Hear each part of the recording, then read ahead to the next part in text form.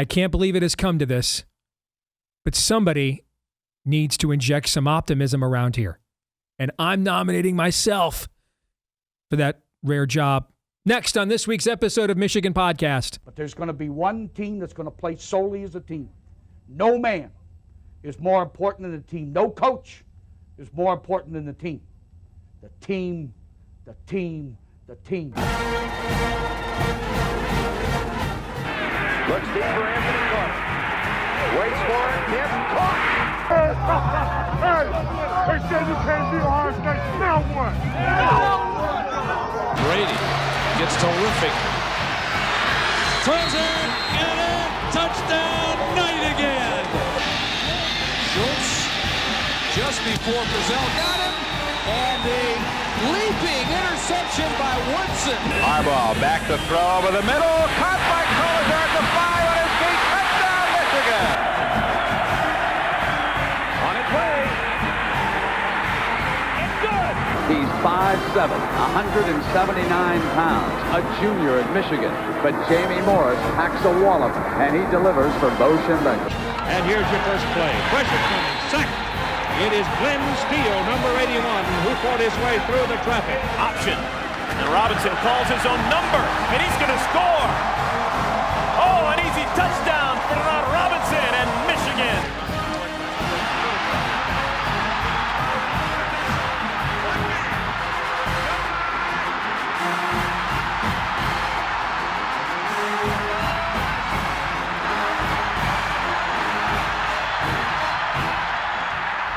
Win it. We're going to win the championship again because we're going to play as a team. And when we play as a team and the old season is over, you and I know it's going to be Michigan again. Michigan.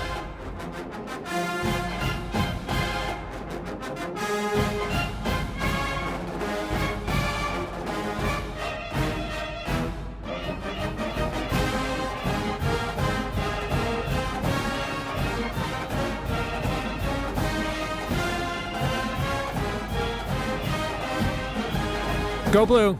I'm Steve Deace, and welcome to this week's episode of Michigan Podcast. So, some of, if not a lot of, the post-game commentary I have seen following the 31-20 victory over Michigan State in East Lansing on Saturday night, I think has been so over-the-top negative. And keep in mind who this is coming from, guys. I am a complete and total sports coward. I own it. I admit it. I have a problem, but frankly, I don't want to confront it. I'm probably, maybe just even born this way, and I may die this way too. I cut and run at the first sign of adversity. I am confident we will lose the first time the opposing team gets a basket or a first down. So, I mean, at this point, those of you asking me to change, I can't. It's really on you for continuing to follow me. It's a little bit like after a while you stop blaming Semaj Morgan and the people keep putting him in the game. But we'll get to that in a minute. Right? So given that backdrop and given the framework of myself as a fan, where nihilism, Vanta Black, doomsaying while contemplating self-harm is pretty much where I hang out on game days.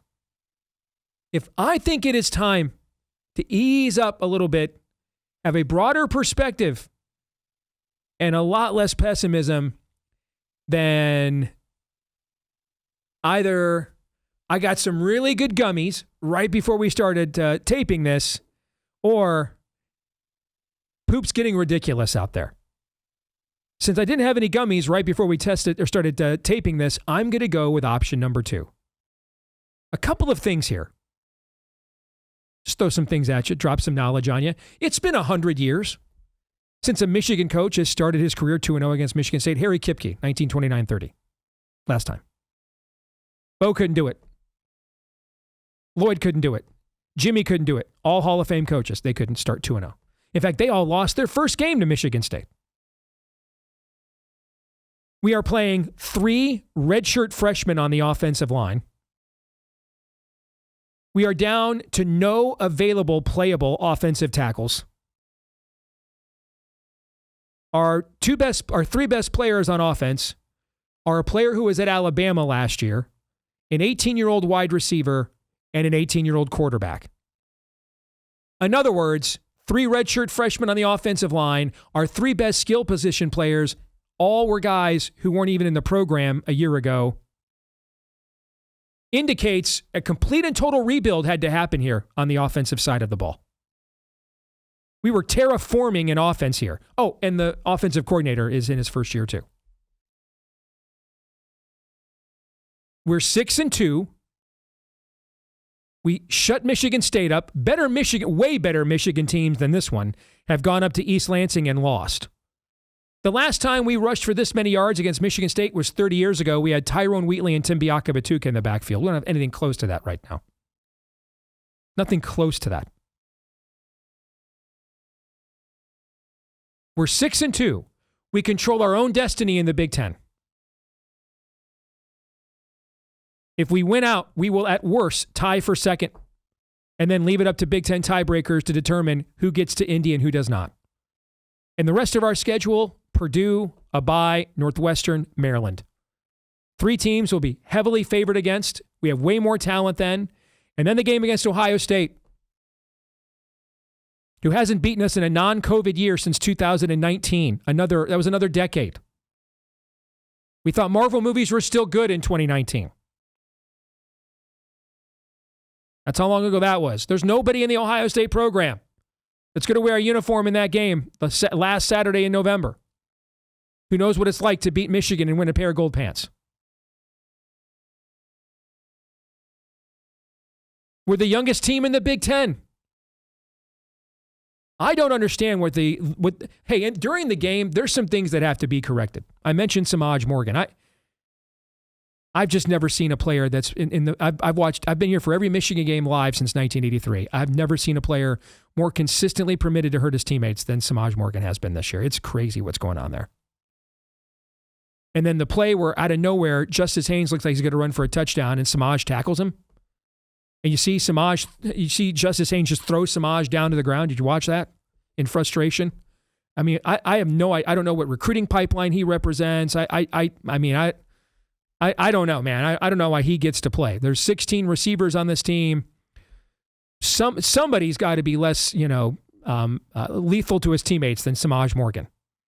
Devin Gardner saying in his podcast, at this point, you just start blaming the coaches for continuing to put him out there. Still catching punts inside the 5 for reasons only Allah knows. I mean, I don't know what that is. So if you want to be critical about in-game elements, well, my friends, you have come to the right place. All right? Just mere criticism line to your left, the self-harm line to your right. And you're allowed to go back and forth with a fast pass. But this sort of meta-criticism... Well, Steve, you just said a couple weeks ago that Sherrone had to beat Washington or he probably wasn't going to make it. You're right. But then what did he do? He beat Washington. Set up the rest of the schedule. It may not be pretty, but we're going to be 9-2 going into the Ohio State game with a chance to play our way into the Big Ten championship game. That should be pretty much what a successful season is every year. That we go into the Ohio State game with a chance to play our way into the college football playoff and or the Big Ten championship game. Given how loaded these schedules are going to be moving forward with these super jumbo conferences, I mean, have you seen next year's schedule, for goodness sakes? We asked an 18-year-old kid to go play in Lincoln, Nebraska, on the road there, at USC, at Oklahoma, in his first month as a collegian. 3 of the, top 7-8 programs of all time? You know how many teams have ever won at Oklahoma, Nebraska, and USC in the same year? I'm going to guess it's a pretty small number. And we owe the coaches an apology for this last game as well. Sam Webb and Denard Robinson pointed this out. There were actually 16 RPOs called. Bryce chose to run the ball on 15 of them. Well, Steve, what did the coaches told him to do that? Then it wouldn't be an RPO. Then it's just a handoff. Okay.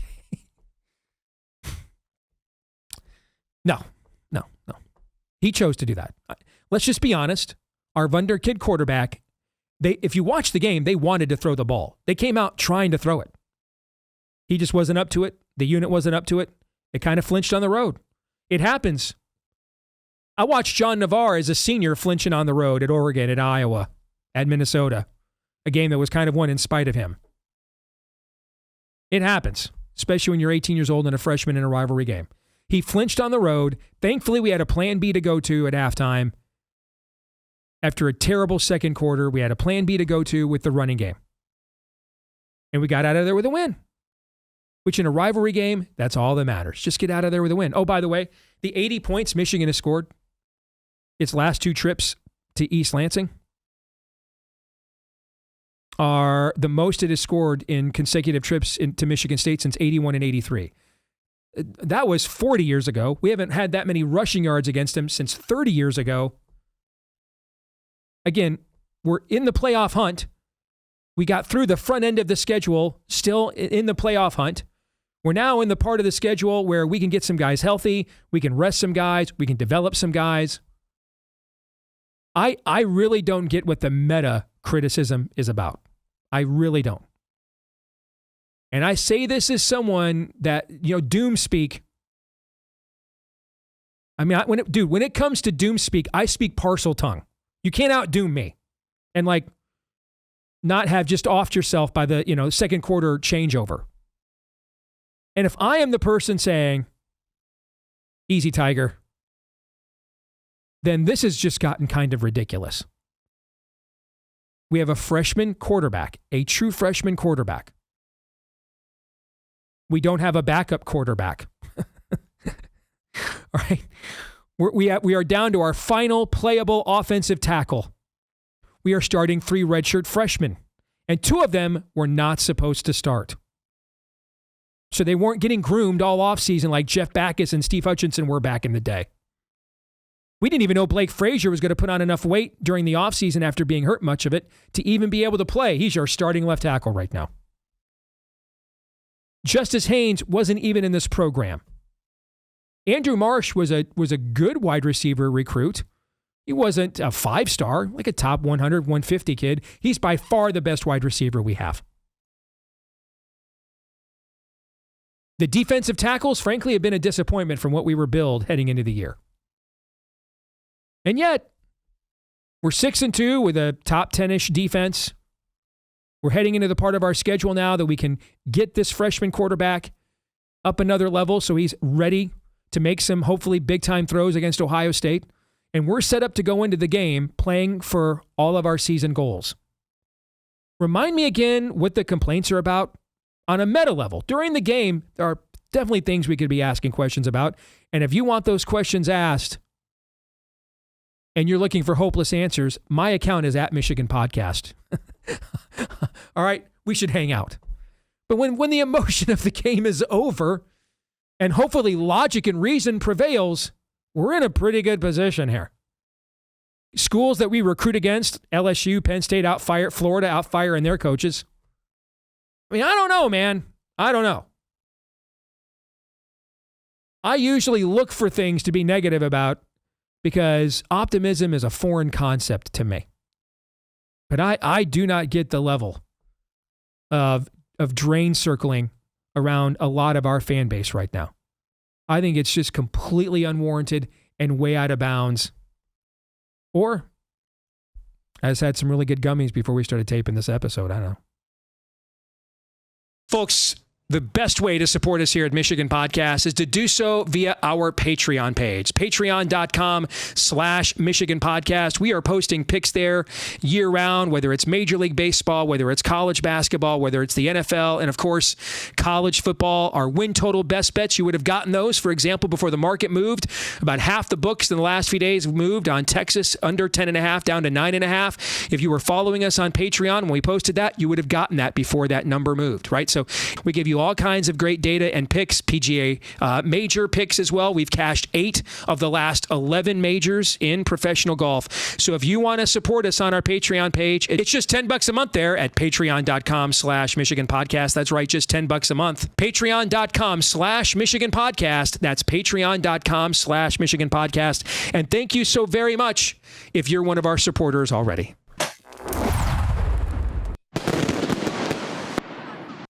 All right, so now we find out for sure whether y'all have just gone crazy, all right, and need some more Bo in your lives, or if I just had a couple of really good gummies before we started taping this. Because a voice of cynical reason. My token Bucknut friend is with us now, Mark Rogers. Check out his channel, The Voice of College Football, on YouTube. Lots and tons of great college football information year-round. Good to see you, brother. How are you? Doing well, Steve. My biggest complaint this week would be that Michigan's giving up touchdowns in the final 10 seconds to not cover. Yeah, some of us. Help me out here. Dude, I saw that 14.5 on the road in a rivalry game, so that's just begging for a backdoor cover. So some of us needed that touchdown at the end, if you know what I'm saying. Some of us needed that bad. All right, hey, so listen. All right, in-game emotion, right? When you're in the moment of a severe contest, almost no emotion that doesn't cause you to act out as a psycho or sociopath is bad, because the heat of the moment is in the moment. When the moment is settled and solved and finished, especially if you get the ultimate outcome that you want, that should be, don't you think, when said emotion, it kind of, declines and reason sets in. For the life of me, and I say this as a guy that I can drain circle. I said earlier, Mark, when it comes to doom saying, I speak parcel tongue. All right, I'm fluent. All right. In game, man, I can do it with the best. But we're 6-2. All right. We control our own destiny the rest of the way to at least finishing in some form of a tie for second place. The next 3 games are essentially warm-ups. Hey, you lose one of those, you want to melt down, I'm totally fine with it. But we have way more talent than Northwestern, Maryland, and Purdue that we're playing. And we even have a bye in the middle of that. We have a true freshman quarterback that we said, hey, your first month of your career, we're going to need you to go play at Nebraska, Oklahoma, and USC, 3 of the top 7-8 programs of all time. Going to need you to play them on the road. You're a month after your 18th birthday, and then carry the entire offense for us if you don't mind. Our 2 best skill position talents are a running back that wasn't here last year, who's a transfer, and a wide receiver who wasn't here last year because he was in high school. We are now starting 3 redshirt freshmen on the offensive line, 2 of whom were not supposed to start. So they were not getting the, because people, Jeff Backus and Steve Hutchinson started. Well, they were getting groomed all year long. 2 of our guys were not supposed to play. We don't have any more playable offensive tackles left. So if Sprague or Frazier get hurt, I really don't know what we will do. And we have a first-year offensive coordinator. And we're still sitting here where all of the season goals we had on the table, Mark, are all still there. We beat one rival. We haven't played the other one yet. Nobody on that other rival's rosters ever knows what it means to even beat us. No, they haven't done it in 5 years. So forgive me, on the meta level, help me understand why a sizable contingent of Michigan fans are melting down right now. Because again, if there's an abyss, that siren song calls my name, okay? And I don't see it at all. I don't get it, brother.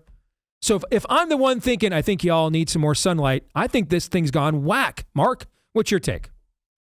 So remember, the Voice of College Football. So we cover all these teams, and I do all these shows and have done all these shows for years and years and years. So I rub elbows with the likes of like Nebraska fans, Miami fans, which caused me the previous Friday night after those 2 teams lost as heavy favorites to come home after I had not seen either game and just was going to enjoy watching the games late at night, to fire up the live stream because I just had to point my finger at Nebraska and Miami fans, because what they are accustomed to expecting versus what the reality of the situation and the team and the program and how that sits are 2 different things.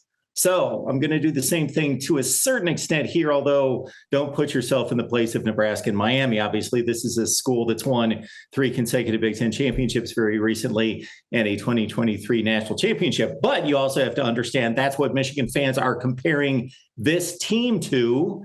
And so the evaluation of the program/team can be different than the evaluation of the situation. Mm-hmm. The evaluation of the situation is pretty darn good, like you just outlined there. And you did both, actually, the team and the situation. The situation, we thought, unless, at least I'll speak for myself, I thought unless this team really just had issues with a true freshman quarterback and all the other downgrades from previous years, that this team would compete for the playoff and would make the playoff.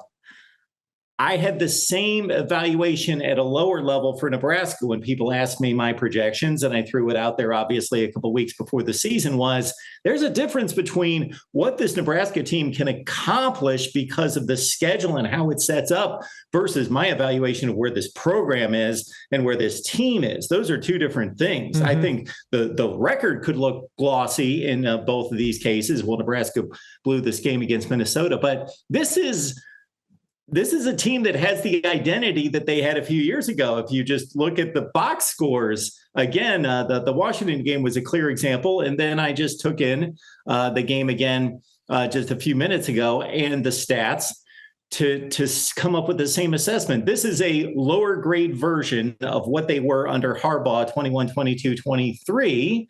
And they should be pummeling the likes of Michigan State and Wisconsin. Well, some teams just aren't built to do that, but they can rise to the occasion. Well, this team hasn't risen to the occasion, though, against, some teams go out and just take care of business against Sparty and Wisconsin and the dregs of the Big Ten, but then they turn it up against Oklahoma and USC. Well, this team hasn't done it. Of course, that Washington game was the best example we've seen, and that's a pretty good Washington team, but they did have them in the big house. And so I think this is a good football team that may make the playoff that I'm not going to feel has a legitimate shot to do anything in the playoff. How many teams with a 18-year-old quarterback, 3 redshirt freshman offensive linemen, and their 2 best skill position players are an 18-year-old who wasn't in the program last year and a guy who was a part-time reserve running back at another power conference school the year before? How many of those teams sound like end up being the complete teams that you just described? Not very many is the answer to that question. Not very many. Well, in a sense, Steve, you're arguing against yourself because you're telling us our program doesn't have this. No, what I'm saying is the previous coach stripped mine that didn't recruit the last 2 years. And it wasn't, if you can just see it in the recruiting rankings, the recruiting classes sucked by our standards. Some of it was his fault. Some of it was that the administration didn't want to pay guys. So there's a reason why there's 3 redshirt freshmen stepping in for injured players and not sophomores and juniors. We basically skipped 2 recruiting classes. Those 2 classes sucked. That's why there's no good players out of that class, and all the best players are young players. Secondly, we're rebuilding the roster. The recruiting classes the last 2 years have actually been very good. This one, again, will be very good. Thirdly, you have a rookie coach. I hate being the person calling for patience because it's just not how I'm wired. But to expect that after a massive coaching staff drain and the roster drain, that we were just going to instantaneously replace that, I just don't know how you can sanely make that case. But if there's another problem here, Mark, I don't know how many Michigan fans watch teams other than Michigan, because I watch everybody. Tell me who this complete team is. Tell me who it is. Well, they don't exist in college football. Columbus, Ohio. The Ohio State, Washington, and Michigan, Washington games are literally the exact same game. Almost the exact. We talked about that 2 weeks ago. They're almost the exact same game. They're almost the exact. Now, listen, I would much rather have, when in doubt, I can just throw it up to Jeremiah Smith.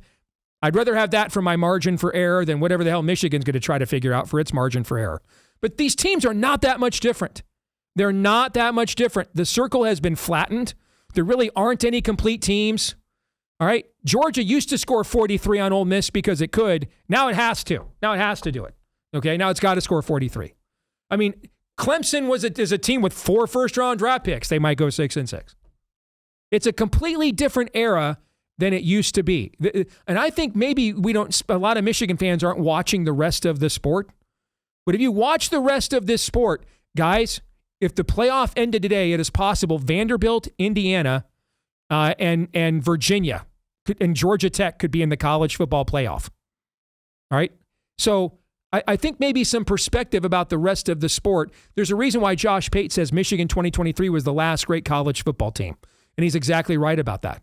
You know what this looks a lot like, Mark? It looks a lot like the NFL. And in the NFL, if you don't have a top-flight quarterback, then if the rest of your roster is pretty good, then it probably matters whether you're playing home and away. You can look great at home and look terrible away. If you don't have a good quarterback, it doesn't matter how good the rest of your roster is. You're probably going to lose. Doesn't that sound? That sounds a lot to me like what college football is like today. And so what you mentioned, Washington, best game Bryce Underwood's played. Last week, he absolutely flinched, man. They tried to hand him the keys. That was the game plan from the beginning, and he couldn't get it done. And so the coaches are like, at halftime, after that awful second quarter, like, oh, bleep, we're just going to lose. So we're just going to plan B, all right? Give the ball to Jordan Marshall, Mr. Ohio, and Justice Haynes as much as we can, and let's just get the hell out of here with one more point than Michigan State and try to figure out what happened to our five-star freshman phenom in this setting because he flinched. It happens, man. There's some like meta pronouncement from this I really don't understand.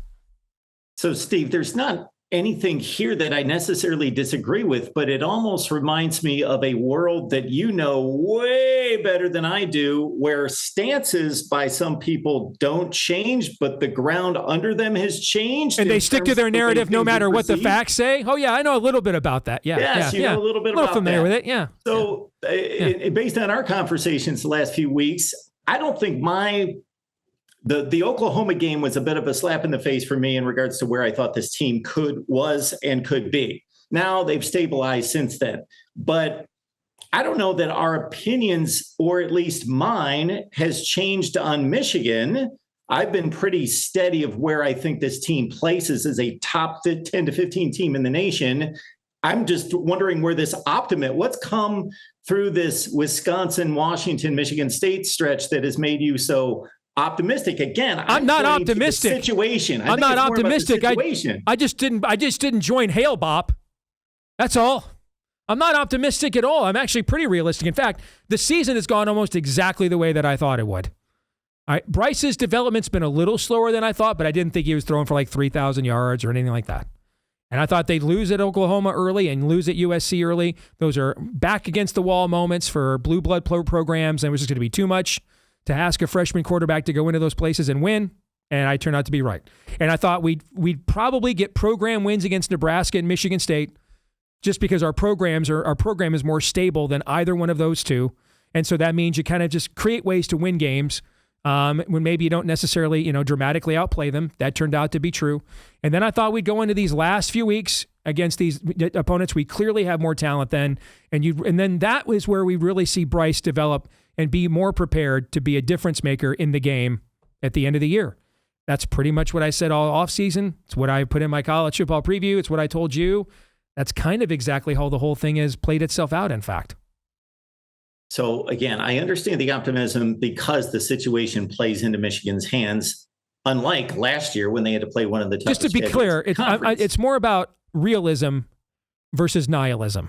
Okay. More than optimism and pessimism, but it's more like realism versus nihilism. But go ahead. Yeah. And I also understand the optimism. If you are looking at a situation where this is going to be our quarterback for 3 years, I see him getting better. He shows us 3 to 5 splash plays. Well, albeit not Saturday night, but at other times most of this season. And we expect him to get better. And he seems to be a guy that's going to study and do all the right things to get better. I don't know about the head coach showing that he's on this trajectory that he can take it to an elite level. But I understand the optimism, again, about having a team that can reach a goal of making the playoff. And that's going to be an accomplishment for this team.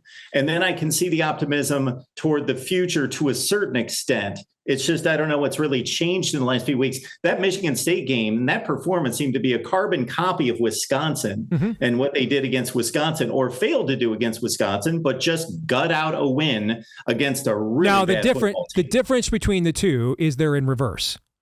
All right. Eventually, Wisconsin ganged up on the running game, and eventually we actually had to go to the passing game to put them away in the second half. This was the opposite of that. All right. So Bryce and the receivers made several big throws in the second half against Wisconsin, so that the distance you felt when you watched on the eye test on the field could be felt on the scoreboard. Like you never thought Wisconsin was going to win the game, but you just kept waiting for Michigan over and over again. Like, why aren't you guys up 31-10 yet? Kind of a thing, right? You don't think Wisconsin was going to win. You're just wondering why Michigan was playing with its food. And Michigan had to go to the passing game, had to go to plan B, the passing game, to get the distance on the scoreboard that reflected the vibe of the game. The same thing happened here, but in reverse.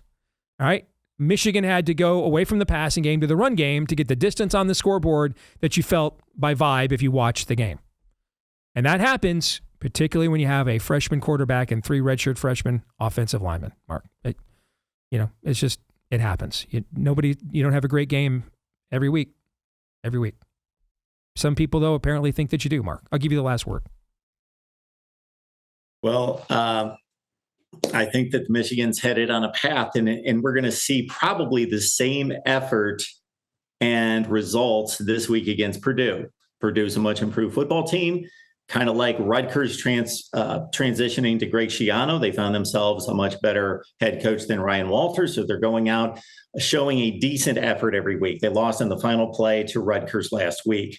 But this is the opportunity for Bryce Underwood to light it up. Looking at this, looked at the highlights, looked at the game stats, 8th in Calcumanis, threw it 27 times, only 27 attempts for 359 yards against that Purdue secondary. So this is the time to try to tighten up the passing game and find something there. And I would like to see a little bit more. Now, I personally don't want to see any more of Michigan improvement, but for the Michigan fan, it would be nice to go out and stomp somebody 42-10. It would. I don't think it'll be this week, though. It's a really emotional letdown spot. You had the back against the wall game, the in-state rivalry game.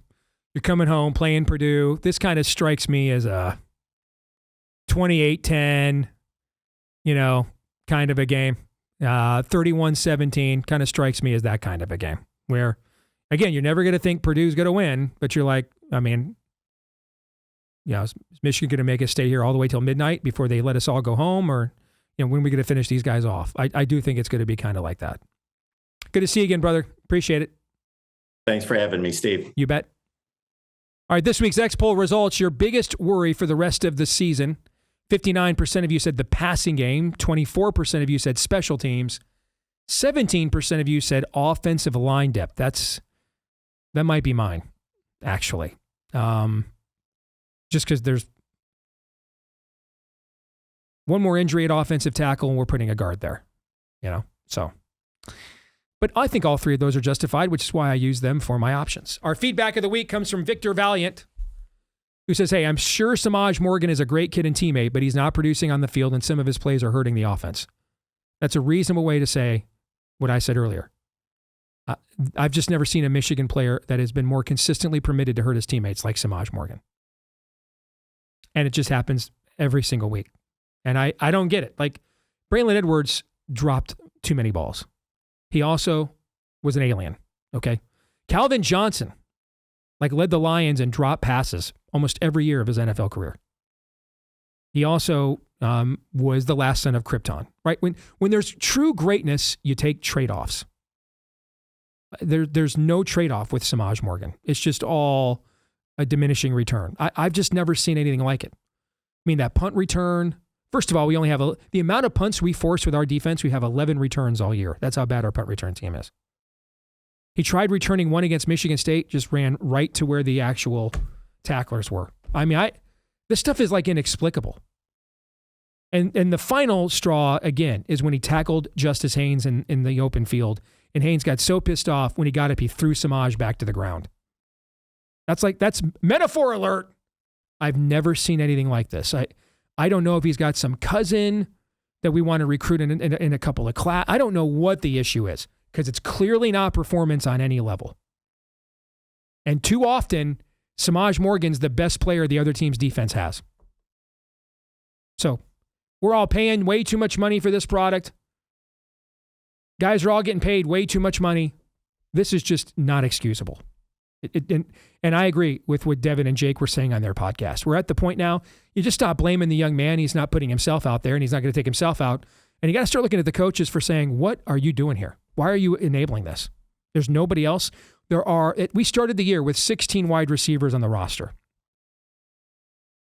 Clearly, there's another player who can't return punts, who can be the worst punt returner in America, if you look at stats among Power 4 teams, and lead the nation in drops. Clearly, there must be a guy that doesn't drop the ball enough and won't keep catching punts inside the 5-yard line. There has to be. There must be. That'll do it for this week's episode of Michigan Podcast. Don't forget to like, rate, subscribe, share, 5-star review. Do those things for us, please. It helps to spread the word about this show. You can also leave your comments in the comment section here as well. We appreciate each and every one of your pieces of feedback, so thank you. You can follow us in between episodes as well at Michigan Podcast on X. That's at Michigan Podcast on X. Until the next time, I'm Steve Deace. Go Blue.